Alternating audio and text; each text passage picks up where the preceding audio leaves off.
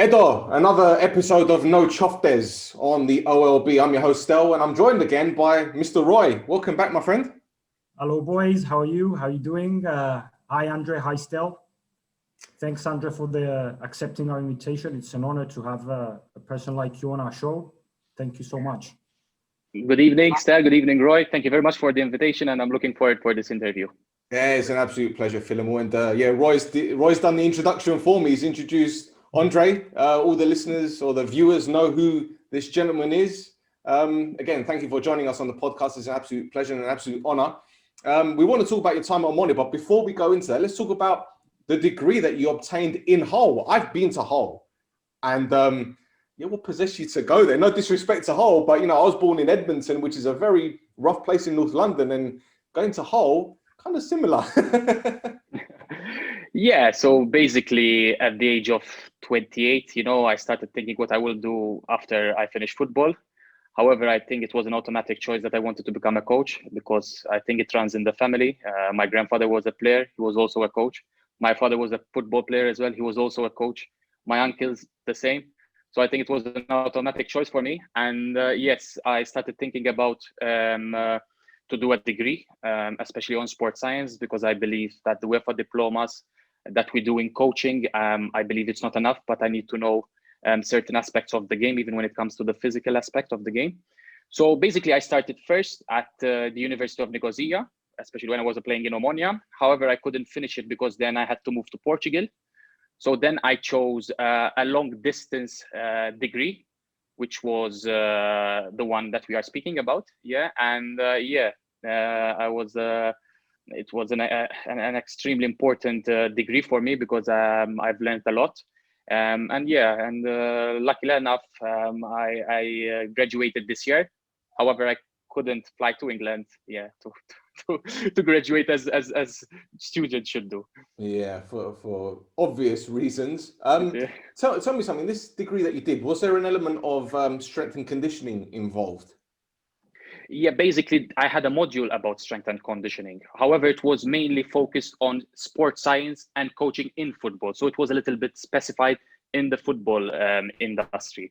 So I didn't, specify so much on strength and conditioning, but I had a module which is very interesting at the stage. And of course, I have a good friend of mine who is also a performance coach. And together, we created this company called Traainer because I believe that a lot of players and a lot of clubs around the world, has a one size fits all approach. And we believe that every player has his physical ceiling capacity and everybody has to reach it. But you can reach it by applying an individualized approach, not by doing a one size fits all approach.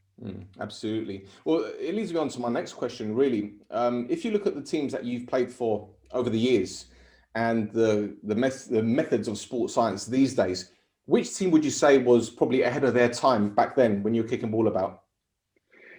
To be honest, I played in many different countries. Well, actually, I changed 6 countries. However, a philosophy which I liked so much when it comes to the strength and conditioning was the German philosophy.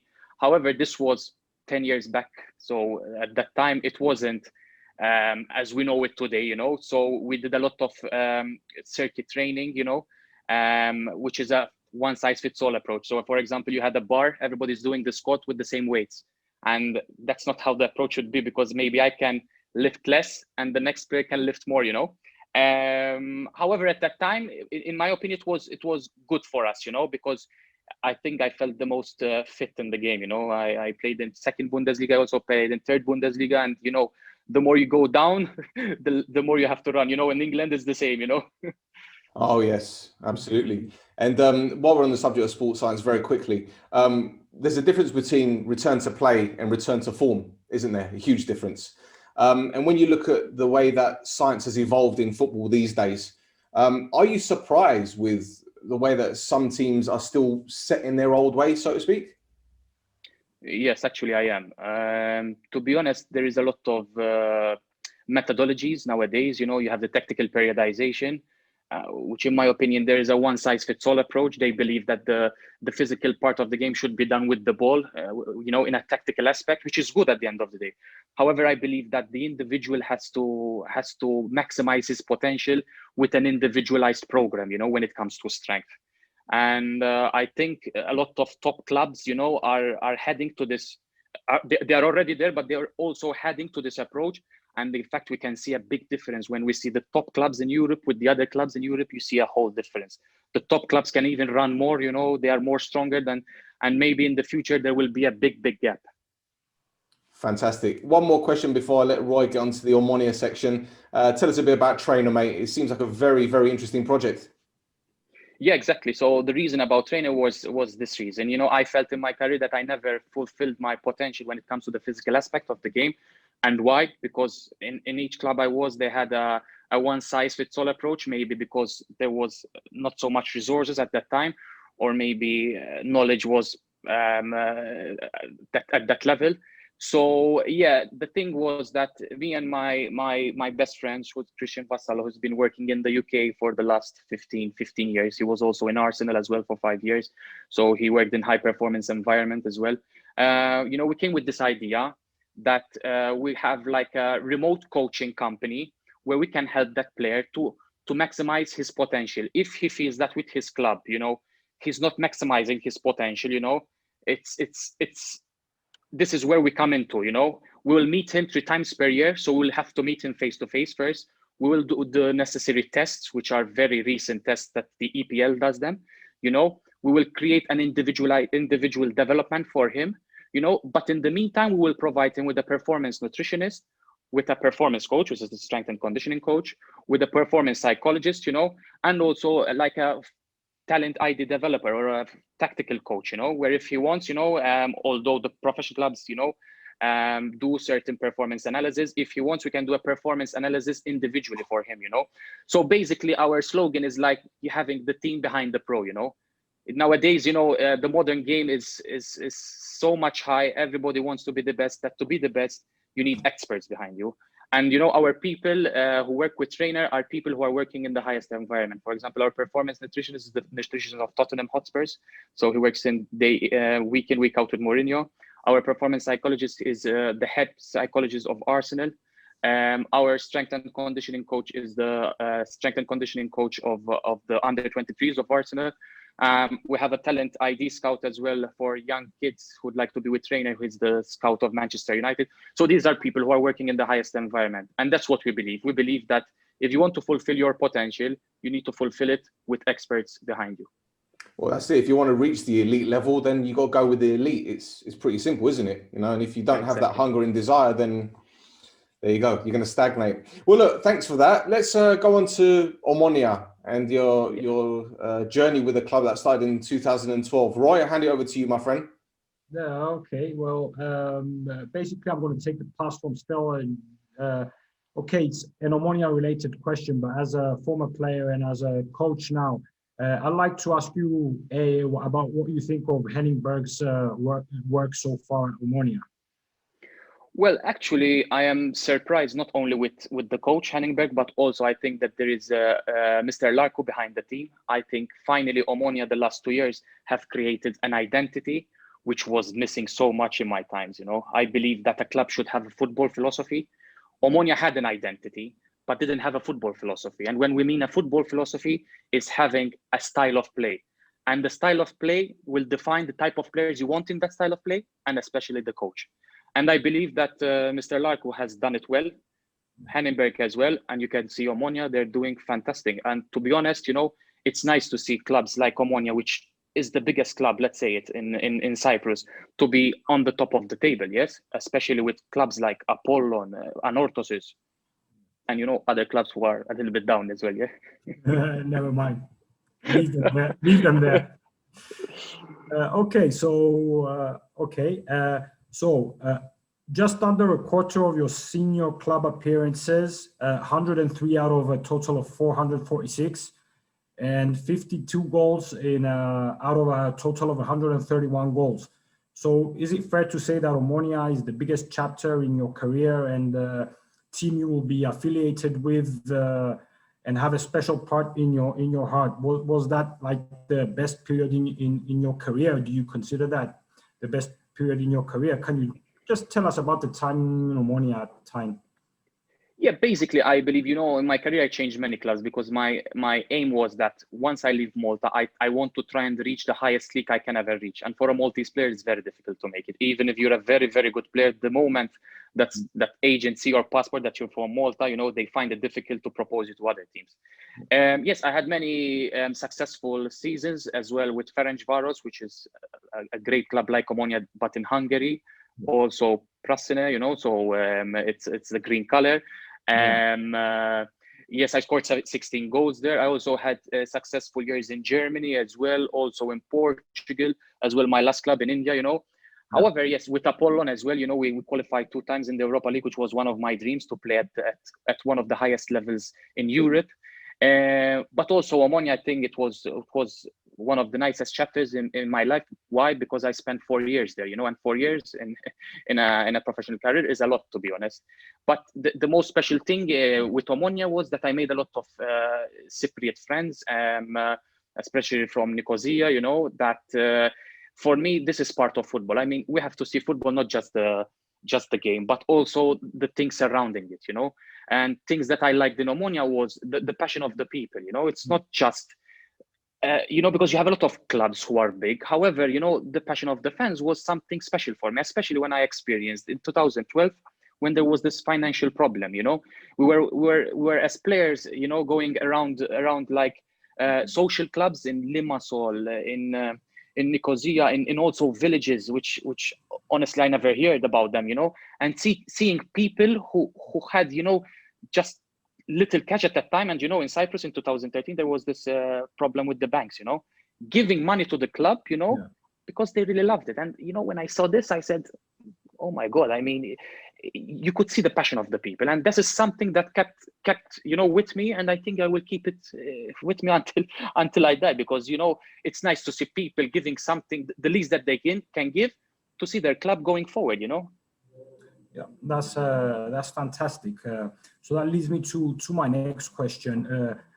You sort of answered it in your own way without knowing what I was going to ask. But looking at the squad in 2012, but even in years to come, we had players the likes of Moreira, Drandes, Caramoncino, Spungin, Aguiar, Suarez, Nuno, Marcasa, Leandro, Alves, yourself, Christofi, Freddy. I mean, these are really quality players, and I was surprised, because at your time at the club, we ranked 3rd, 5th, 4th, and 4th. And what do you think went wrong these times? Because looking at the squad, it was like full of quality, and any one of these players could have made a difference in a team, and we had them all at Omonoia, but yet we seemed to struggle at the time. So what do you think was the problem back then?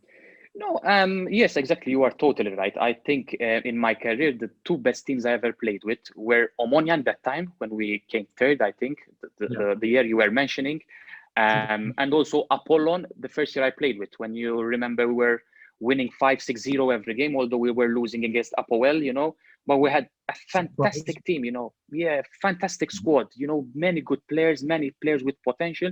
However, we ended up winning nothing, both teams. I believe, the first thing is when you start with football philosophy, it doesn't mean that you have a lot of quality players, means that you're a good team. I first believe that as a team, you need to have a style of play, and that will define the type of players you bring. It doesn't mean you have 30 fantastic players. It's a good team. I prefer to get 5 fantastic players and they fit in that style of play.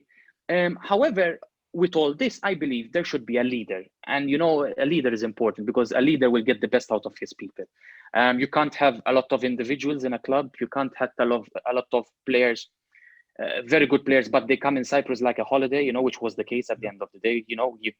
A lot of foreigners were coming in Cyprus just for the salaries and for having fun. It wasn't just to reach something, because at the end of the day, I mean, players were coming after the ages of 30, 32, 34. I mean, who's coming, with all due respect, who's coming to Cyprus with the age of 34 to try and win something? Okay, you are a professional, but not everybody's the same. However, there are exceptions, obviously. Okay, so yeah, so I also agree. I believe that if I had to pick a team, I would pick the 11 players that together play the best football rather than the 11 best players, if you know what I mean. So I agree with what you said. But yeah, it's still, it's a bit surprising that we didn't manage to win any trophies, and disappointing as well. So like I mentioned earlier, looking at the squad, there was so much talent and we didn't achieve to win this. But I'd like to ask you, how was the atmosphere off the pitch, because the atmosphere and the environment in the dressing room, how was the relationship between players? Because we had players from all around the world at the time. We had players from everywhere, and I'd like to ask you, maybe you can tell us some unheard stories, or maybe, who was your roommate, some funny stories, some, more personal moments that fans didn't really have the chance to hear about, So yeah. No, basically, I mean, yeah, the environment within the team was very good. I mean, especially the time which was, I believe, 2015 until 2016, the time I came back from Germany. I mean, yes, but before there was Caiaphas as well. I mean, so there was Caiaphas before, and there was, Cypriot players who I felt really comfortable with, maybe because we are Mediterranean people, I don't know. So it was me, Yorgo Economides, Rushas, Dimitris Christofi. There was Ilian also Sheridan with us. Yeah, Sheridan. Sheridan's an amazing guy. So believe me, I mean, this was a team. There was a lot of youngsters, Filiotis, who's now with Apollon, Catellaris, yeah, Fanos, that we were like a team, that even after the games, we used to enjoy going out after a win, even our motivation at that time was even to win, to go out and enjoy together, it wasn't about the money, at that time in Omonoia, you used to take us 3 months to get paid, So basically, even with the Portuguese, with Nuno, Assis used to be with us, with Andrade, so there was a team. However, I believe that there wasn't this leader that could take us into the right direction, you know what I mean? And that's why sometimes you need a leader. And yes, a leader at the time, he can use his strategic thinking to help the team go further, But yeah, basically behind the scenes, we were all good friends, good guys. We had no problems, and yeah, it was a little bit strange how we couldn't get some success at least. I don't know why, maybe the pressure as well, but I don't think so. I still believe that a leader and a football philosophy wasn't defined in Omonia at that time. Andre, do you think there's a term that we use in England, the weight of the shirt? Do you think there was a lot of pressure because of the size of the club and the expectation? Because we won the league in 2010 and you came a couple of seasons after that. So do you think there was still the fans riding a crest of a wave saying, right, we've got this new form? And there were still a few players that had won the title at the squad. So do you think that there were fans saying, right, we need to win the league? Abuel breathing down our necks, Apollon are there or thereabouts, Anorthosis, etc., etc. It could be, but I don't think everybody's the same. I believe, you had players like Moreira, like Nuno, who played, at the highest level with Benfica. Imagine 80,000 every game. I think that's pressure as well, I think, yes, some players would feel the pressure, to be honest, especially when you play in Omonia, home in a derby, you have 18,000, you can't make a mistake or they start shouting. But, in my opinion, that motivated me. But for other players, it was maybe too much. But I don't think that everybody was the same. I don't think the team every player had that pressure that that at the end of the day, if he fails, it's something big, But there were some that, yes, felt it before the game. I think pressure sometimes is good, but too much pressure, then it's not good as a player. But were there any youngsters who at the club you felt could make it at the top, but then they kind of went downhill? If I remember well, at that time, the only youngsters that we had, playing in our team were, Filiotis sometimes, especially when we had the cup, Catellaris. There was also Marios Dimitriou. There were some youngsters as well, which I can't remember at this stage. However, as you know much better than me, in countries like Cyprus, Greece, Malta, south of Italy, the chances, they don't give chances to the locals, you know. They don't have patience with the locals, you know, which is very sad, to be honest, because I believe, you know, I believe that as a club you need to invest a lot of money in the academy, because if you don't invest a lot of money in the academy, you know, you end up paying for a lot of foreigners, you know, and wasting money on foreigners that at the end of the day are not up to standard to the club, you know. And so I believe that one of the main problems in Cyprus is that they don't invest so much money in the academy and help Cypriot players to go up, you know, and play in the first team. However, some clubs are doing it nowadays because they can't afford foreigners. So maybe on the other thing, it's good that we're in this situation at this stage. Yeah, it's a silver line.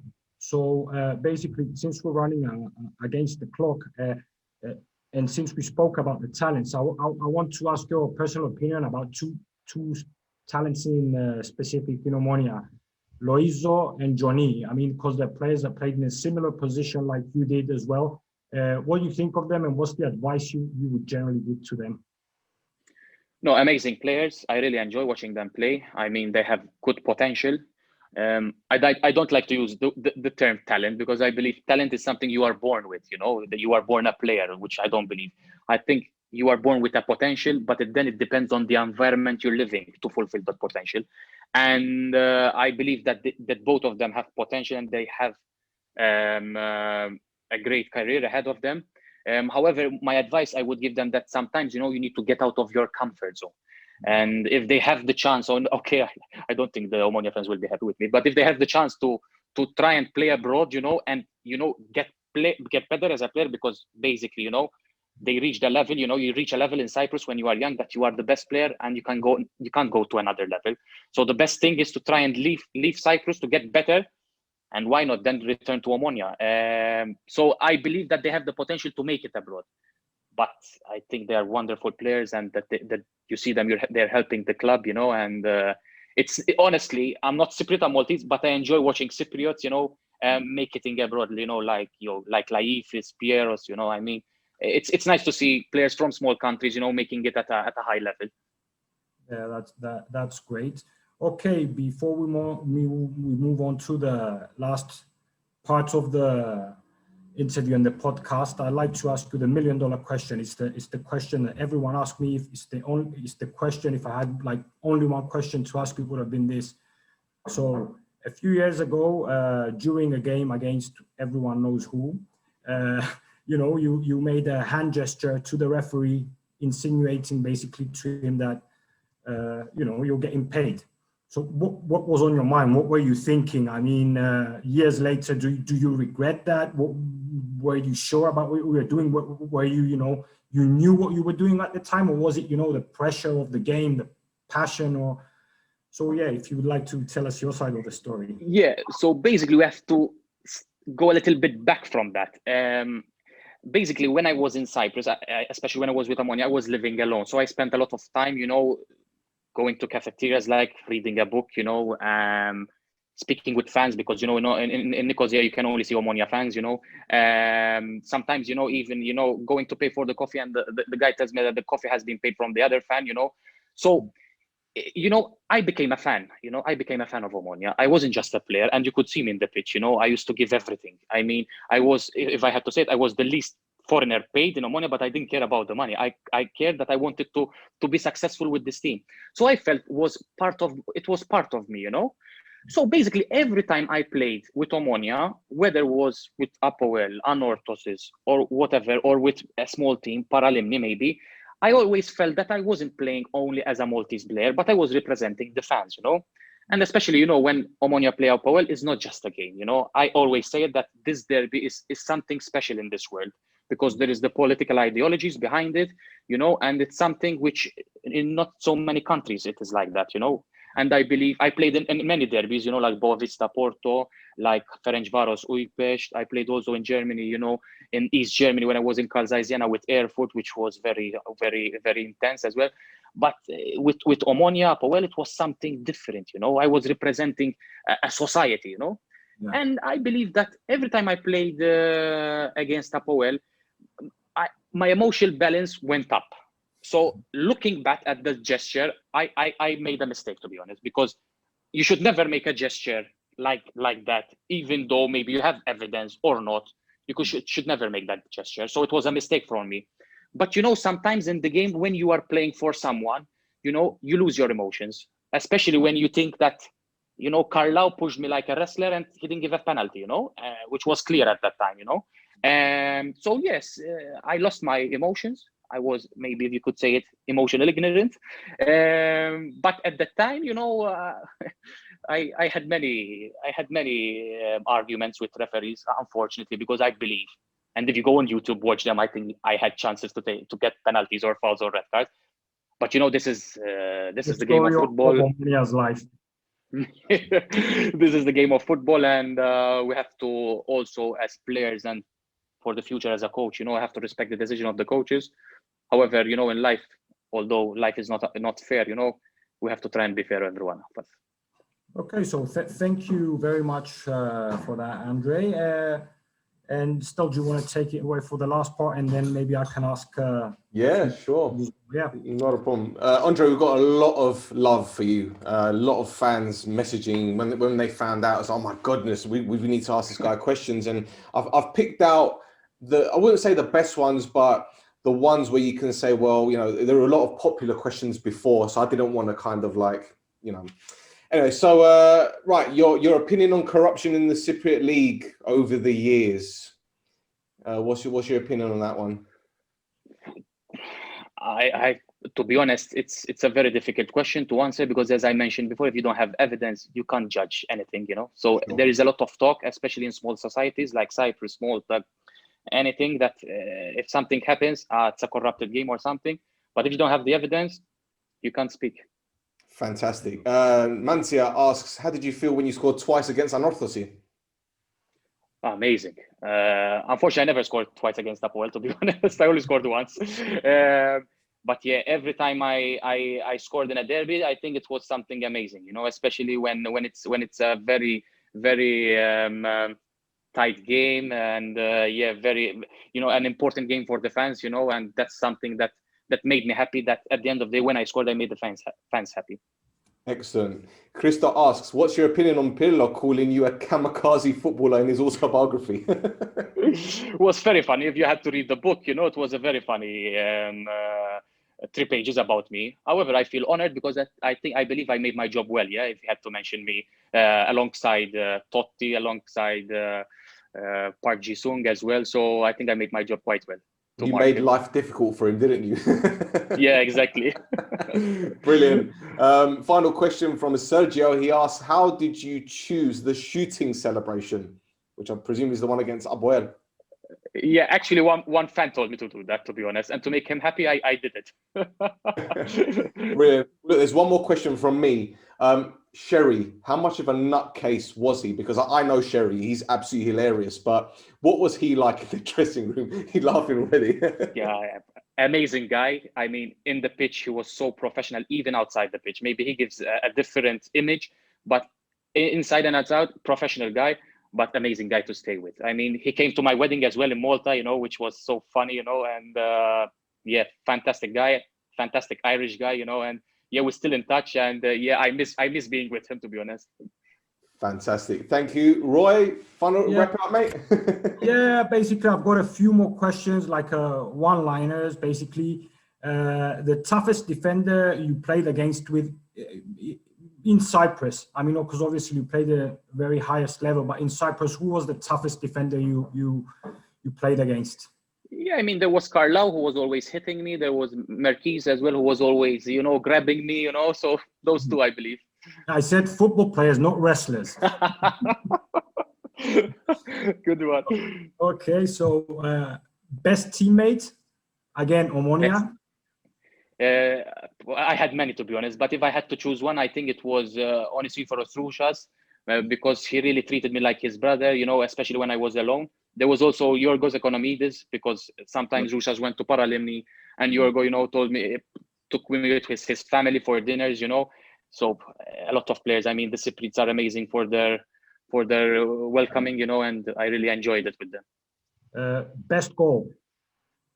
Best goal. I believe the one against Apoel was an amazing goal, not because I mean, it's not something special, but the ball came, if you could see it Control. again, to control, it wasn't easy. And especially against Apoel, in front of those fans was something special for me. So, okay, the game you remember the most and the game you want to delete from your memory. So the game I remember the most. So let me start from the one that I delete. I would delete the cup final against Apollon. Okay. I thought that I would win something with Omonoia, and I never achieved it. And the game that I will remember is all the derbies I won. I mean, with Anortos, with Apoel once, but I didn't play that game. In fact, I never won against Apoel with Omonoia, because when we won 3-0, I was on the bench. Yeah. So okay, so growing up, who was your role model, football role model? Well, in Malta, my grandfather was my role model. However, abroad was Francesco Totti, because I'm a Roma fan, and he was my role model. In fact, I used to do my hair like him, So Yeah. Great. A few more questions if we have the time. If you weren't a football player, what would you have been? maybe a lawyer or a politician. Okay. However, close to the people, not close to the elitists. So left-wing party. Okay, favorite holiday destination? Favorite holiday destination. So I believe it should be Rome. Food, history, culture. Yeah. And do you remember any of the chants from the Omonoia Ultras? Like the chants we were singing from Traainer back then? Well, I remember all of them, actually. I remember against Apoel, all the songs that Tirania say. Exactly, that's what. I also remember against Youngolonia, sorry. Yeah. The fights that there were before the game. Okay. Also against Anorthosis, when I scored the 2 goals after the game. I mean, this wasn't about the fight, but the passion of the fans was something that at that time it's nice to experience. Nowadays you can't experience it, because no fans, for me, no football. I mean, yeah, that's true. So a couple of more before we let you go. Is one is, okay, you were Omonoia for 2 years. You went to Germany. You came back. You spent another 2 years. You went to Portugal, and then you signed for Apollon. Was there talk about you signing for Omonoia for the 3rd time, or Omonoia was nowhere in the picture when you signed? No. Omonoia was never interested, and I believe they were right, because you leave once, you leave twice. I mean, even if it wasn't my fault on the 2nd time, but I believe you should never sign a player on the 3rd time. So it was right from them. And so I had never the opportunity to go with Omonoia on the 3rd time. However, I mean, Cyprus is my 2nd home. As you know, I love Cyprus. And I had the chance to come back to Cyprus, to Apollon, which I will never regret, because I love it here. It's my home at this stage. My family is happy here, and so they made my life easier to come back to Cyprus. Okay, so I think I covered my questions, and the way you answered the last question answered my last question, which was Omonoia Apollon title race. What do you think? Oof, it's not easy. I'm watching all the games, to be honest. It's going to be tight, to be honest. It's going to be tight. But this is one of the nicest things in Cyprus. But you can't say that it's only Omonoia Apollon. There is also Anorthosis. There's also IL, and it's been a long time in Cyprus when you had a couple of teams challenging for the league. Before it was only 2 teams. So I think it's healthy for the league. It's going to be difficult. So we'll see. But hopefully, I hope that by the end of the season, some fans will come into the pitch, because football without fans is nothing. Yeah. Okay. Perfect answer from a budding politician there. The diplomatic answer. I like it. You're very, very smart, Schembri. I like it, Mr. Schembri. Brilliant. Fantastic. Well, look, thank you ever so much for joining us, mate. Really appreciate it. Before we let you go, do you have any social media you'd like to promote? No, I mean, first of all, I would like to thank you to give me this opportunity. I would like to also thank, Omonoia as a club and as a fans, Tirania, and also the other fans that gave me such happy moments with the club. I want to also thank Apollon at this stage, because I'm also a coach of the under-15s of Apollon, that they gave me the chance to come back, and also the fans. So yeah, I'm very happy that in Cyprus, you know, and why not? Maybe one day you will see me a coach of one of the teams in Cyprus. Yeah. Fingers crossed, eh? Well, that's it for our episode of the No Choftes podcast. You can catch us on Twitter, on social media, on YouTube. Hit that like button, subscribe, and that's it. So until next time, Roy. Yeah, Thank you, Andre. Thank you very much. Thank you very much.